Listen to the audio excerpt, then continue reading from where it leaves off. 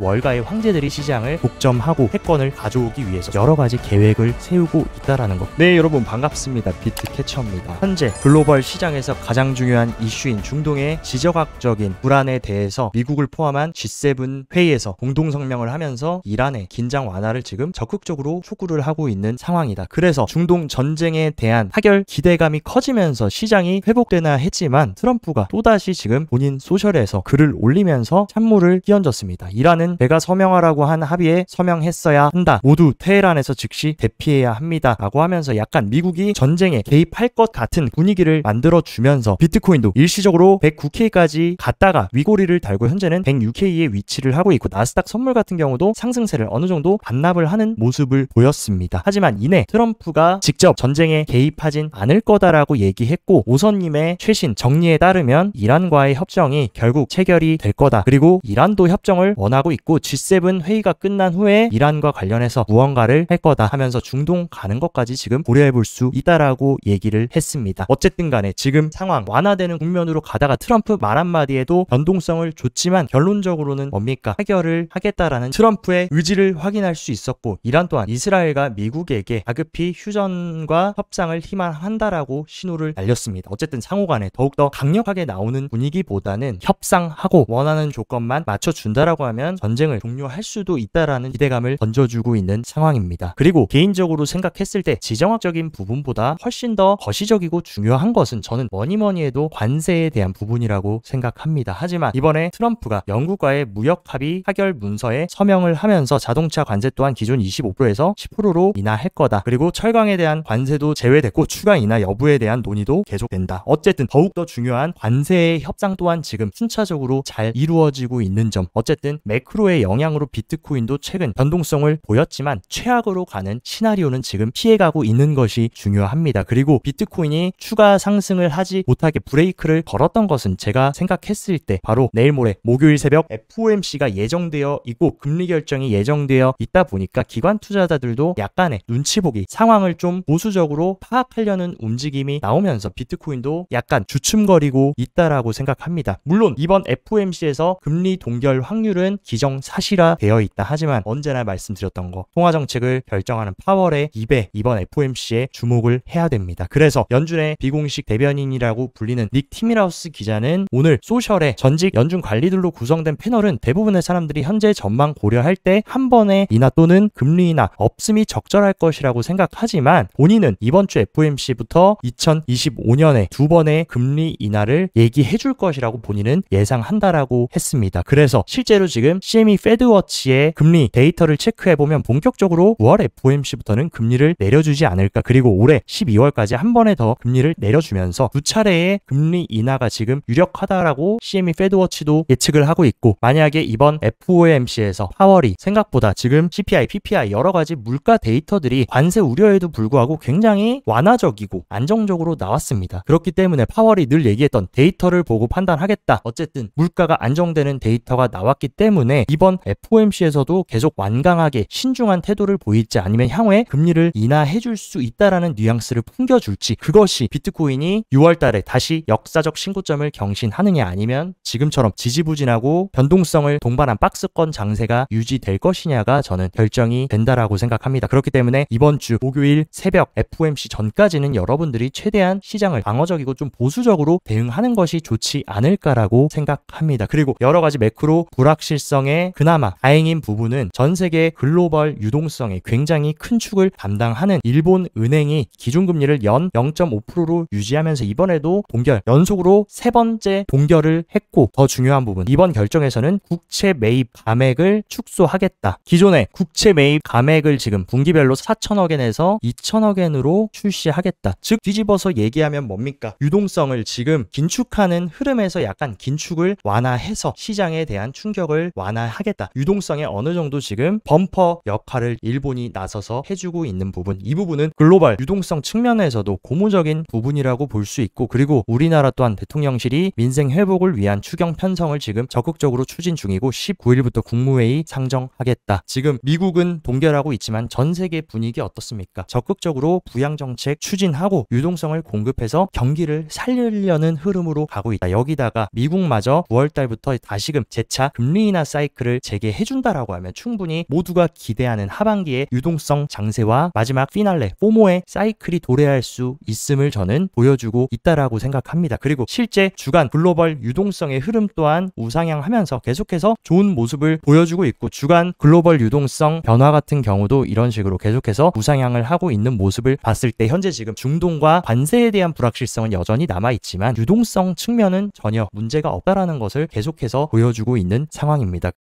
그리고 중동의 불확실성에도 불구하고 지금 가장 중요한 수요 단위인 비트코인 현물 ETF 같은 경우는 6일 연속으로 유입세가 들어왔고, 어제 같은 경우는 무려 4억 달러의 대형 유입이 들어온 상황이다. 그리고 비트코인 가격 같은 경우는 역사적 신고점을 경신하지 못하고 있지만 ETF의 누적 유입 같은 경우는 또다시 올타임 하이를 갱신한 만큼 결국에 이런 식으로 누적 물량이 쌓인다라는 거, 더 많은 기관 투자자들이 비트코인을 매집할 것이고, 그러한 수요에 따라서 지정학적 불확실성만 해소가 되고 완화가 된다라고 하면 충분히 비트코인 가격도 이 축적세의 흐름을 따라가 줄 것이라고 생각합니다. 그리고 어떻게 보면 비트코인 방향성에 있어 가장 중요한 역할을 하는 트럼프 일가의 트럼프 미디어가 지금 비트코인과 이더리움에 대한 ETF를 신청을 정식으로 SEC에 했습니다. 미국 한 나라의 대통령이자 전 세계에서 가장 영향력 있는 인물의 회사가 이런 식으로 크립토 ETF까지 출시한다라는 거, 외부적인 요인으로 비트코인이 가로막혀 있긴 하지만 이 시장을 더욱더 살리고 확장시키려는 진짜 본질을 볼 수 있다고 생각합니다. 그리고 얼마 전에 비트코인 추가 매수를 암시했던 우리들의 셀러 형님 같은 경우는 이번에도 10,000개가 넘는 비트코인을 추가 매수하면서 계속해서 자금 조달해서 무한 비트코인 매집은 계속 이어지고 있고, 그리고 상장사들의 비트코인 재무전략 채택도 가속화되고 있는 상황이다. 나스닥 상장사 데이비드 커머디티스까지도 3천만 달러를 조달해서 비트코인 매집과 농산물 토큰화에 박차를 가하겠다라고 얘기를 했고, 캐나다의 상장사 유니버셜 디지털 같은 경우도 비트코인 비축 전략을 공식화하고 있는 상황. 여러 지정학적 불확실성에도 불구하고 비트코인을 재무 전략으로 채택하는 기업들은 하루가 멀다 하고 계속해서 새로 생겨나고 있고, 이러한 물결은 가속화되고 있는 상황입니다. 그리고 블룸버그 ETF 선임 애널리스트인 에릭 발추나스가 애플이나 마이크로소프트, 아마존, 버크셔와 같은 이런 초대형 기업들도 과거 50% 이상의 급락을 견뎌내고 여기까지 성장했는데, 비트코인 또한 50% 이상의 급락을 여러 번이나 견뎌내고 지금 계속해서 올타임 하이를 갱신했다는 점을 봤을 때 상대적으로 비트코인은 너무나 과소평가되어 있다라고 하면서, 실제 데이터를 보더라도 금과 디지털 금인 비트코인의 시총만 비교해보더라도 비트코인의 지금 시총은 금에 비해서 8% 정도 수준밖에 안 됩니다. 10분의 1의 시총도 안 되지만 정작 ETF 시장에서는 비트코인 현물 ETF가 출시된 지 1년 만에 이런 식으로 가장 대표적인 금 현물 ETF를 추월하면서 어마어마한 지금 수요를 창출해내고 있다라는 거, 이것만 보더라도 비트코인이 얼마나 혁신 자산이며 결국에 향후에 미래에는 금의 시총을 따라잡는 것 또한 시간 문제라고 우리가 해석할 수 있습니다. 그리고 내일 한국 시간으로 5시 반입니다. 스테이블 코인 법안인 지니어스의 최종 통과 투표를 상원에서 실시를 하고, 여기서 만약에 과반수 이상이 투표를 해서 통과된다라고 하면 스테이블 코인 법안이 승인된 거나 마찬가지인 기정사실화가 됩니다. 그리고 스테이블 코인 법안이 만약에 최종 승인이 났다라고 하면은 지금 지정학적인 불확실성 이런 것과는 상관없이 어마어마한 시장의 수요, 호재성, 기대감으로 자금이 유입될 것이라고 저는 보고 있습니다. 그리고 유명 투자은행인 번스타인 또한 지니어스 법안이 통과 후 스테이블 코인은 이제 본격적인 인터넷의 머니레일로 진화할 거다, 새로운 금융의 결제 패러다임으로 올라설 거라고 얘기를 했고, 이미 월가의 황제들이 지금 스테이블 코인 시장에 뛰어들고 있다. 미국 1위 은행인 JP모건이 본격적으로 거래 및 결제 서비스를 위한 JPMD 특허를 출원했고 스테이블 코인 상표 출원을 했다라는 거, 미국의 1위 은행 또한 스테이블 코인 사업에 본격적으로 뛰어들 만반의 준비를 했다. 여기서 우리가 느낄 수 있는 거, 미국 그리고 전 세계 1위 자산운용사 블랙록은 ETF 시장에서 지금 주도권을 꽉 잡고 있고, 그리고 디지털 달러로 볼 수 있는 스테이블 코인 시장은 미국의 1위 은행인 JP모건이 양분해서 가는, 이 월가의 황제들이 지금 이 시장을 독점하고 패권을 가져오기 위해서 수면 아래에서 여러 가지 계획을 세우고 있다라는 거, 그리고 그러한 시작에 우리는 위치하고 있다라는 이 본질을 보셔야 이대로 사이클이 끝날지 아니면 이번 사이클 최종적인 피날레장이 우리를 기다리고 있을지 너무나 명확해질 것이라고 생각합니다. 그리고 이런 적극적인 미국의 스테이블 코인 법안 추진에 따라서 중국 또한 달러 스테이블 코인 확산을 우려하고 미국 패권 강화 주권에 대한 위협을 느끼고 있다. 이에 따라서 지금 재빨리 중국의 크립토 실험기지인 홍콩은 디지털 금융 허브를 노리기 위해서 8월부터 우리도 다국적 스테이블 코인 공식적으로 공식적으로 허용하고 라이센스 발행해서 도입하겠다라고 움직이고 있습니다. 전 세계 1위, 2위 경제국인 미국과 중국 모두 이 스테이블 코인이라는 슈퍼 앱을 두고 너도 나도 패권 경쟁을 하고 있는 상황. 그리고 스테이블 코인이 가장 중요한 시장, 결국에 암호화폐 크립토 시장이라는 것을 연결해 본다라고 하면 이 스테이블 코인이 차세대 혁신 기술로 떠오른다. 이 시장이 더욱더 성장하고 커질 수 있다라는 것을 의미합니다. 그리고 미국 1위 거래소인 코인베이스 CEO 브라이언 암스트롱은 최근 암호화폐 규제 논의를 위해서 영국을 방문했고 영국 정책 기반자들과도 의견을 나눴다. 그리고 코인베이스가 영국에서 시장이 더욱더 확대될 것으로 예상한다. 미국발 거래소인 코인베이스 또한 지금 유럽과 전 세계로 더욱더 빠른 확장성을 가져가고 있는 이 부분도 중요한 부분이라고 생각합니다. 그리고 미국에 상장되어 있는 비트코인 채굴 기업이 전 세계 해시레이트 점유율의 무려 31.5%를 돌파했다라고 JP모건이 밝혔는데, 쉽게 말해서 비트코인 채굴자는 비트코인을 공급하는 사람입니다. 근데 그 중에 30%가 지금 미국에서 생산이 되고 있다라는 거. 미국은 지금 채굴 시장과 비트코인 생산자 역할에서도 아주 압도적인 패권을 유지해 나가고 있다. 지금 미국이 ETF부터 스테이블 코인, 채굴 시장, 그리고 거래소까지 이 암호화폐 디지털 자산 시장의 주도권을 확실하게 가져오려고 모두가 지금 초당적으로 움직이고 있는 상황입니다. 그리고 또 재밌는 소식이 들렸는데, 코인시어스가 오늘 아침 신규 신청으로 솔라나 현물 ETF 경쟁에 뛰어들었다. 이로써 SEC가 제시한 솔라나 현물 ETF 수정 업데이트 S-1을 지금 8개 회사가 제출했고, 이런 움직임을 봤을 때 솔라나 현물 ETF에 대한 승인 절차도 가속화가 되고 있는 모습이라고 생각합니다. 그리고 브라질 최대의 증권 거래소 B3 또한 미국 달러화 기반 이더리움과 솔라나 선물을 출시하면서 미국뿐만이 아니라 해외의 대형 거래소들 또한 비트코인뿐만이 아니라 알트코인에 대한 여러 가지 파생 상품들을 적극적으로 상장시키면서 접근성을 확대시키고 있는 상황이다. 그리고 미국의 투자은행 켄터피치 제럴드는 기업의 재무자산으로 이더리움보다 오히려 솔라나가 적합할 수가 있다 하면서 솔라나의 개발자 성장 속도가 이더리움을 앞서고 유동성 스테이킹 토큰 개발과 밸리데이터 인수 등으로 솔라나 생태계에 깊이 진입하고 있는 기업들도 훨씬 더 빠르게 확산이 되고 있다라고 밝혔습니다. 어떤 분들은 이더리움을 더욱더 중요하다 생각하고 누군가는 솔라나가 더욱더 중요하다라고 생각하는데, 이제부터는 이런 메이저 레이어 1 프로젝트들은 네가 낫냐 내가 낫냐가 아니라 같이 비트코인 성장과 함께 알트코인에서도 주도를 하면서 성장을 할 것이라고 생각하기 때문에 너무 갈라치기를 하기보다는 이더리움도 솔라나도 지금 매우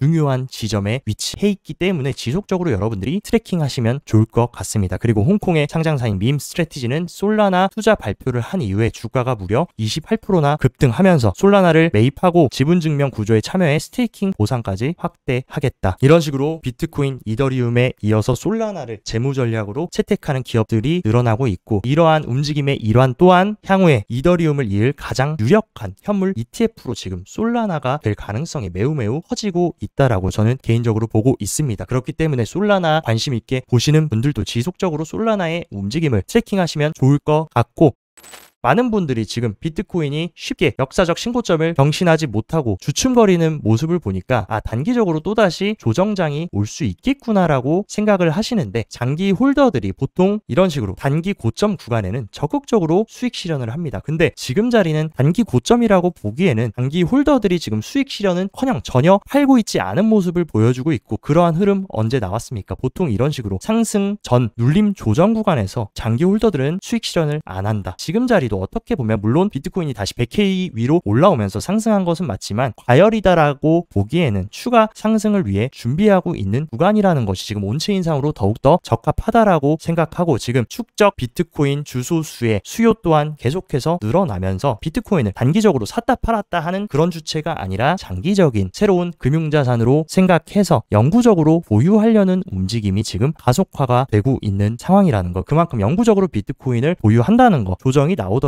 하방을 단단하게 받쳐줄 수 있는 그런 하방 경직성이 강화되고 있는 상황이라고 볼 수 있습니다. 근데 반대로 지금 리테일 투자자들, 개인 투자자들은 지금 어떻게 하고 있냐? 비트코인 다시금 조정 시작된다, 폭락 시작된다 하면서 비트코인을 전부 다 팔고 던지고 있다라는 거. 보통 사이클 탑 구간에서 보이는 패턴은 단기 홀더들이 적극적으로 시장에 뛰어들 때가 그때가 단기 고점인데, 지금은 단기 고점이라고 보기에는 단기 투자자들의 수요가 너무나 미비한 상황, 무관심한 상황이라고 볼 수 있습니다. 그리고 올해 초 또 강세 국면에 비트코인이 위치했을 때도 선물 시장에 비트코인 펀딩 레이트가 이런 식으로 강력한 양수를 구축했는데 지금 자리는 단기 고점이라고 보기에는 펀딩 레이트가 오히려 음수권에 위치하면서 롱 포지션이 아니라 숏 포지션으로 하락을 지금 공매도를 치고 있는 비율이 더욱더 높다라고 볼 수 있습니다. 보통 단기 고점에서 나오는 패턴과는 거리가 먼 만큼 지금 자리가 단기 고점이라고 보기에는 어려운 상황이라고 생각합니다. 그리고 단기적인 트레이딩 하시는 분들 위해서 차트도 한번 체크를 해보자면 일단 비트코인이 어제 이런 식으로 109K에 근접을 했다가 다시금 약간의 차익 실현 매물이 나오면서 현재 106K에 위치를 하고 있고 현재 이 구간이 제가 꼭 지켜줘야 된다 말씀드렸던 노란색 20일 이동평균선을 리테스트를 하고 있는 상황입니다. 이 구간을 오늘 일봉 종가로 지켜주냐 일봉 종가로 이 구간을 다시 이탈한다라고 하면 최근 만들어줬던 이 삼각 수렴의 하단부를 한 번쯤 비트코인이 테스트하러 갈 수 있는 자리라고 생각하고 대략적으로 한 104K 부근이 되지 않을까라고 생각합니다. 하지만 추가적인 조정이 나오더라도 저는 이 102K를 지켜줄 가능성이 크다라고 생각하는데 최근 조정에서 두 번이나 지지를 받았던 초록색 50일 이동평균선 지지를 받고 다시금 비트코인이 튀어 올랐다라는 것을 봤을 때 50일 이동평균선을 훼손하지 않는 선에서는 되돌림이 나오더라도 충분히 회복할 수 있는 조정폭이라고 생각합니다. 그리고 청산매 흐름을 보더라도 말씀드렸던 102K까지는 지금 롱 물량이 굉장히 크게 쌓여 있는 상황. 그래서 선물 세력들 같은 경우에도 지금 따라붙은 롱 물량을 한번 가격을 빼면서 정리를 해주고 몸을 가볍게 만든 다음에 가격을 올려주는 이런 악랄한 무빙도 충분히 이번 주에 보여줄 수 있고 FOMC도 예정되어 있는 만큼 변동성이 생길 수 있기 때문에 추가적인 조정과 변동성에 대해서는 여러분들이 열어두시고 현명하게 대응을 하셨으면 좋겠습니다. 어쨌든 지금 또 어떤 시기가 도래했습니까? 이런 펀더멘탈이나 테크니컬 분석 이런 것이 중요한 게 아니라 또다시 트럼프의 리딩방이 열렸다. 트럼프가 지금 어떻게 중동의 전쟁 문제를 타결하고 중간에서 문제를 하냐 아니면 강력하게 오늘처럼 폭탄 발언을 해서 시장을 흔드느냐가 너무나 중요한 시기이기 때문에 전반적인 매크로 시장의 흐름 그리고 국제정세의 흐름도 잘 체킹하시면서 이번 주 잘 대응해 나가셨으면 좋겠습니다. 오늘 영상도 시청 진심으로 감사드리고 영상 도움되셨다 하시면 좋아요 구독 눌러주시고 더 자세한 투자 전략 궁금하다 하시면 영상 하단 고정 댓글에 제가 운영하는 크립토 시황 정보방 활짝 열어놨으니까 이쪽에서 시황도 잘 체킹하시면서 성공적인 크립토 투자 계속 이어가시기 바랍니다. 오늘도 시청 진심으로 감사드리고 여기까지 비트캐쳐였습니다.